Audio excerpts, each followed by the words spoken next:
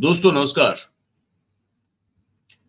4 PM Gujarat पर आप सभी का बहुत बहुत स्वागत है। मैं हूं आपका दोस्त मयूर जानी। इस वीडियो में हम आज जो है वो चुनाव की बात करेंगे। करना बहुत जरूरी है, ये बता दें आप। ठीक है, 5वां चरण जो है, 5th फेज, उसका मतदान 20 तारीख को होने वाला है, मतलब कि कल होने वाला है। ऑलमोस्ट ये कहा जा सकता है सीटों की अगर हम गिनती कर लें या तो 70% तक का चुनाव संपन्न हो चुका है।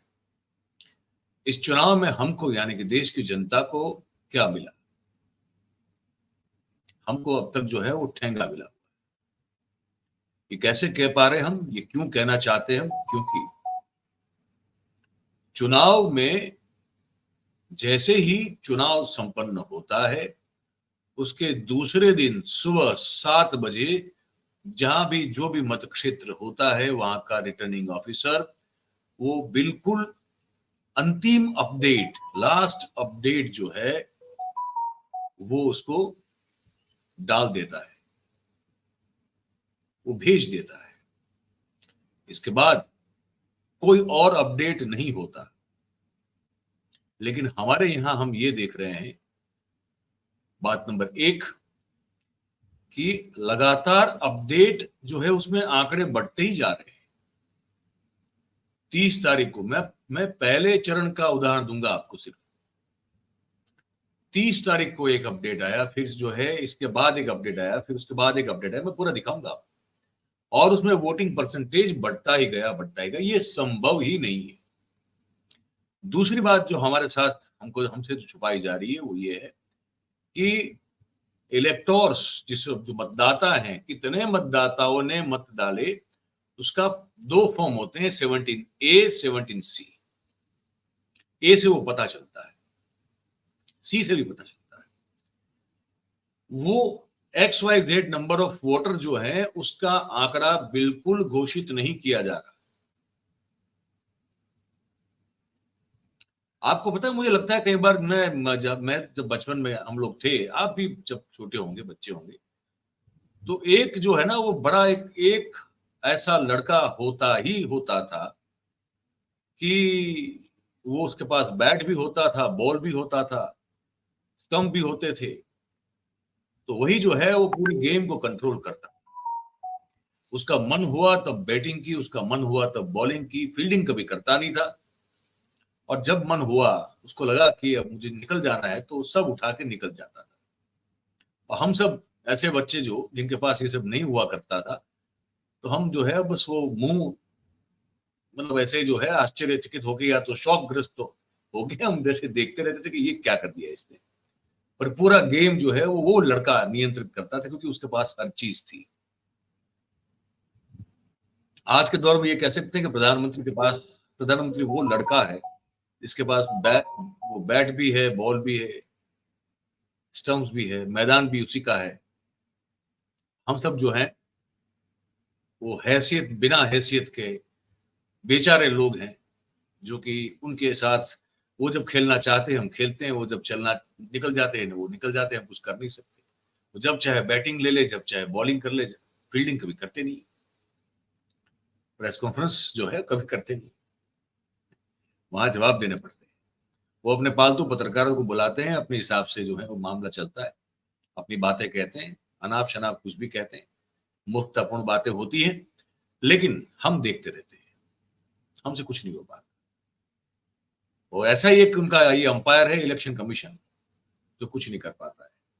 मन चाहे तब वो वोटिंग फिगर बढ़ाता है, और उसकी मर्जी है कि वो कितने वोटर्स ने वोट डाले, उसका आंकड़ा नहीं बताता तो नहीं बताता, हम कुछ नहीं कर सकते।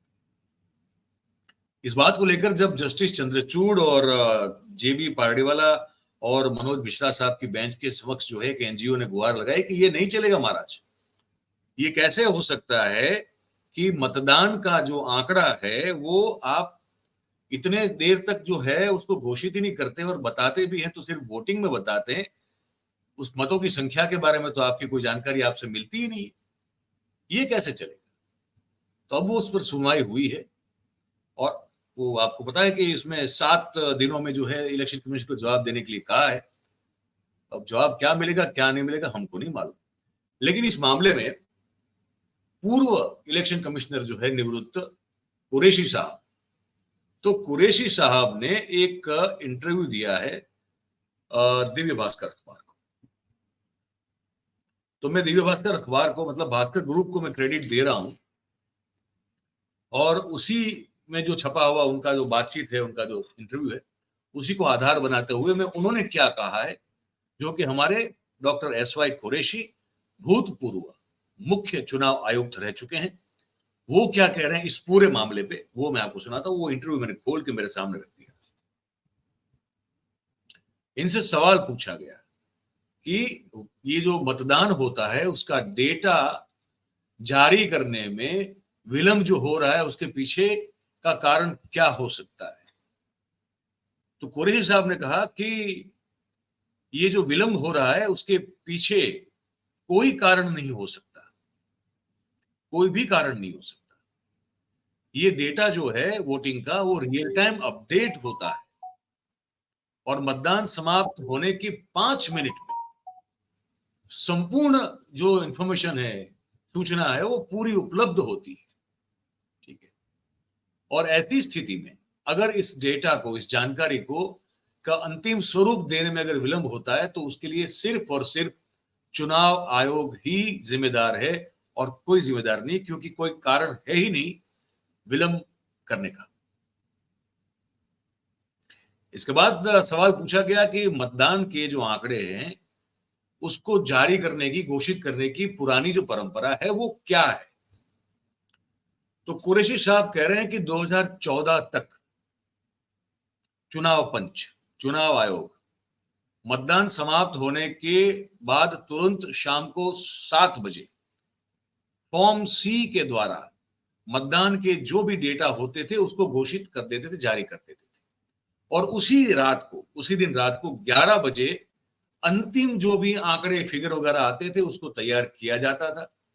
रिटर्निंग ऑफिसर यानी कि आरओ, यानी कि उस जिले का डिस्ट्रिक्ट मजिस्ट्रेट, दूसरे दिन सुबह 7 बजे पूरा फाइनल जो डेटा होता था वो चुनाव आयोग को भेज दिया करता था। अब आप सोचिए कि ये क्यों हो रहा है, कि इतना इतना विलंब हो रहा है। तो उनसे फिर सवाल पूछा गया कि भाई फॉर्म 17A और फॉर्म 17C है क्या, ये किस बला का नाम है। ठीक है। तो कुरैशी साहब ने बड़ी सिंपल लैंग्वेज में समझाया, आप सबको भी समझ में आएगा, काम आएगा। 17A जो होता है, सुनिए ध्यान से, वो बूथ पर पुरुष, महिला और जो ट्रांसजेंडर जो होते हैं, उन मतदाताओं की संख्या की इंफॉर्मेशन उस 17A फॉर्म में होती है। कितने पुरुष मतदाता हैं इस बूथ में, कितने महिला मतदाता हैं इस बूथ में, और कितने ट्रांसजेंडर मतदाता इस बूथ में रजिस्टर्ड हुए हैं एज ए वोटर, वो जानकारी फॉर्म 17A में दर्ज होती है। ठीक है। और जब मतदाता मतदान करने के लिए आता है तो उनकी सिग्नेचर वगैरह ली जाती है। उस समय भाई 1000 पुरुष है, तो उसमें से कितने पुरुष आए वोट करने के लिए, 500 आए, 600 आए, 700 आए, 800 आए, या कई कई बार तो 1100 1200 भी हो जाते हैं।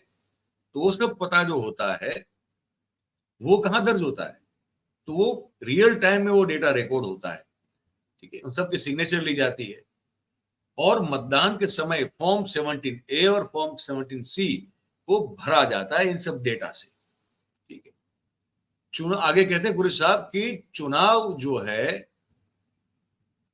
जो चुनाव अधिकारी होते हैं, जो चुनाव आयोग के लिए काम करते हैं, वो हर 2 घंटे में इसकी जांच करते हैं कि भाई कितने मतदाताओं ने मतदान किया, और वो सब जो है इन फॉर्म्स में इसका रजिस्ट्रेशन होता है, उसको दर्ज किया जाता है। ठीक है।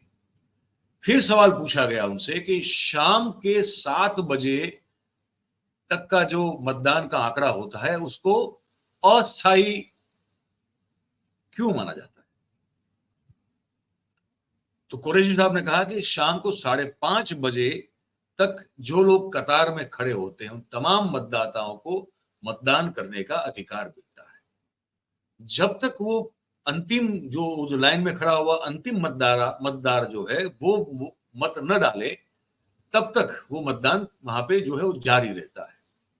ठीक है, ऐसी स्थिति में उस दिन रात के 11 बजे के जो आंकड़े हैं वो आखिरी होते हैं। 7 बजे वाले इसलिए अस्थायी है क्योंकि 5:30 बजे तक जो भी खड़ा है उस बूथ के अंदर, वो सबको वोट डालने का अधिकार है। तो हो सकता है कई बार थोड़ा लेट भी हो जाए, 7 बजे तक वो मतदान पूरा भी ना हो। इसीलिए उस मतदान के दिन के रात की 11 बजे का जो आंकड़ा आता है चुनाव आयोग के सामने, उसको आखिरी माना जाता है।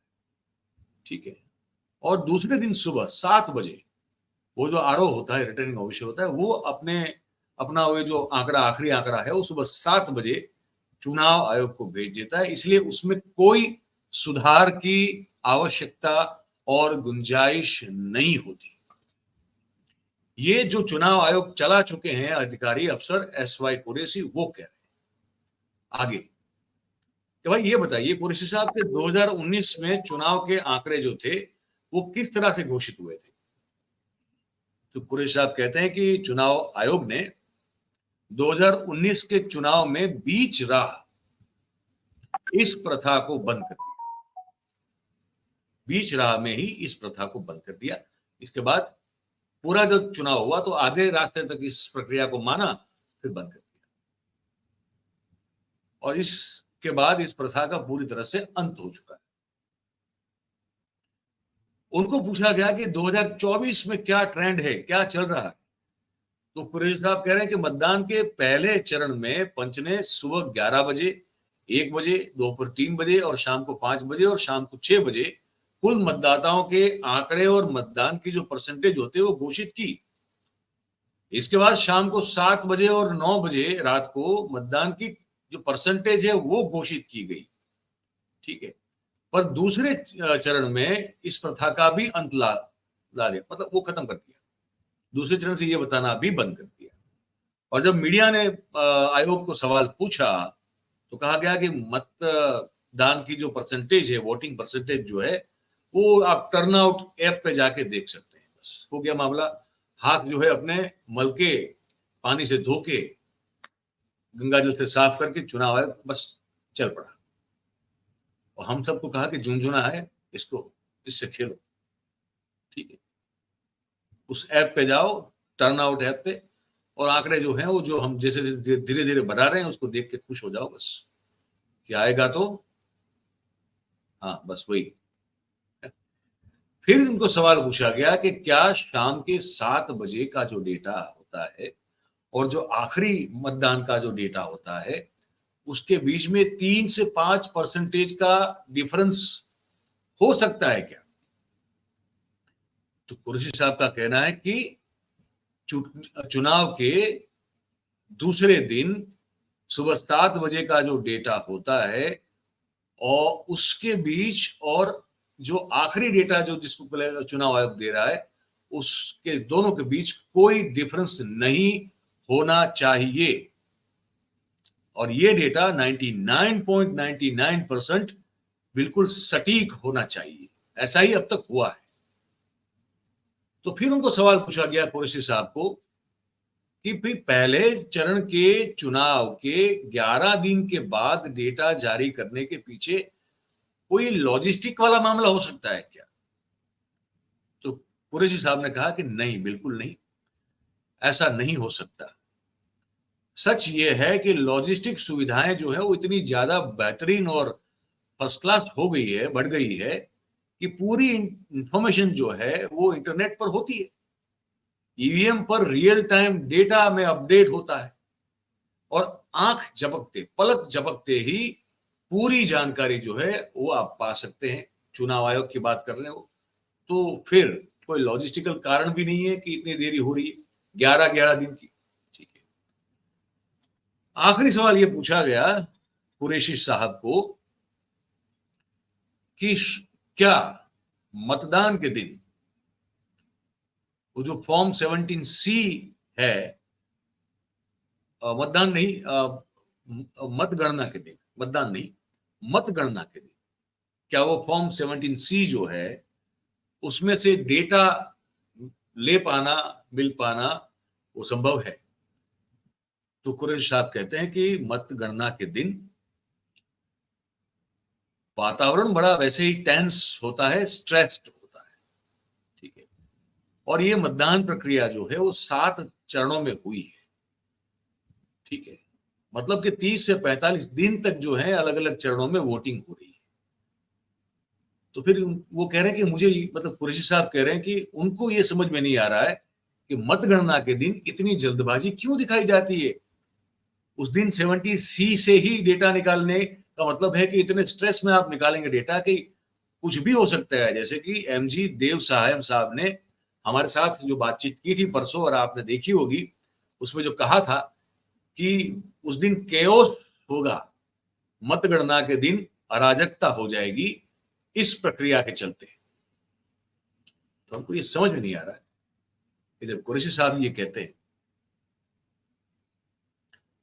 देश के प्रबुद्ध लोग, बहुत बड़े बड़े एडवोकेट्स, हमारे जैसे पत्रकार जो कि इतने सालों से इस देश की राजनीति और इस देश के समाज में क्या हो रहा है उसको ऑब्जर्व कर रहे हैं, सभी लोग ये कह रहे हैं ये कैसे हो सकता है। तो फिर इसको क्यों नहीं माना जा रहा। वो पहला चरण दिखा दूंगा, ये देखिए, ये जो है ये आपको समझने की जरूरत है। आप इसको ध्यान से समझिए, इसको ध्यान से समझिए। ये डेटा आपने खोल आपके सामने खोल, अब देखिए इसी फेज 1 पहले चरण का ये डेटा है। अब इसको ठीक से अगर पढ़ पाएंगे तो ये जो टेबल है वो जिस तरह से पहले चरण के वोटिंग परसेंटेज में जो बढ़ोतरी हुई है ये उसके बारे में है, ठीक है।